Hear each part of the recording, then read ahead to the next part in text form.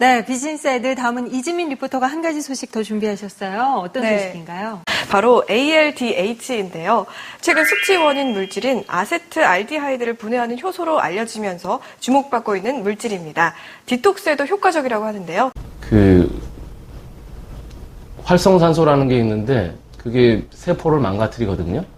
주로 세포막, 그다음에 미토콘드리아 이런 세포 내 소기관들도 망가뜨려요. 근데 그때 그 알데하이드라는 독성 물질들을 많이 만들어내는데 그것들을 디톡스하는, 분해하는 역할을 합니다. 그러니까 세포가 건강하게, 세포막이 잘 유지되는 역할을 좀 하는 거죠. 그 ALDH라고 하는 건요, 우리 몸에 원래 존재하는 효소인데 그게 이제 우리가 술을 먹게 되면 아세트알데히드라는 게 생기죠. 굉장히 유독하거든요. 그걸 분해해줘서 우리 몸에 큰 해가 되지 않게 해주는 그런 효소입니다. 그래서 원래 우리 몸에 있는 건데 이번에 그 제품에서 검사를 해보니까 ALDH 활성이 나와요. 이게 아마 미생물 유래 ALDH 같은데 아마 미생물 유래 ALDH가 이렇게 제품에서 나온 예는 거의 없던 걸로 알고 있고요. 실제로 검사해보니까 한 1회 용량에서 1.35유니트 정도 나오더라고요. 근데 그 정도면은 먹었을 때 우리 위장관에서 충분하게 아세트알데히드를 제거해주고 있을 겁니다. 그래서 위장관에서 어떤 손상이 일어나는 거, 그런 것들을 막아주고 있겠죠. 또 이 ALDH는 숙취 해소뿐 아니라 디톡스에도 탁월한 효과를 지녔다고 합니다.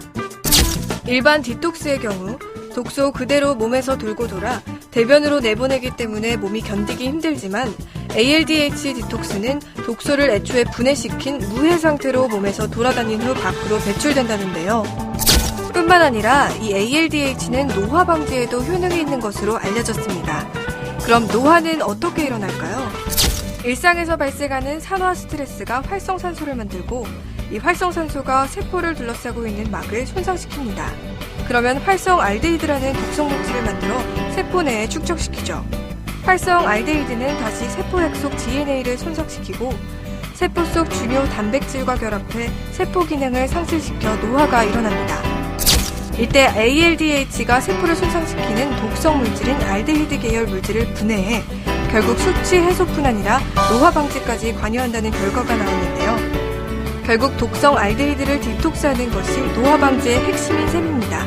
리포터, ALDH 여전히 어려워요. 좀 설명을 해주세요. 네, 독성 알디하이드에 대한 방어 체계는 생명체가 태어날 때부터 타고나는데요.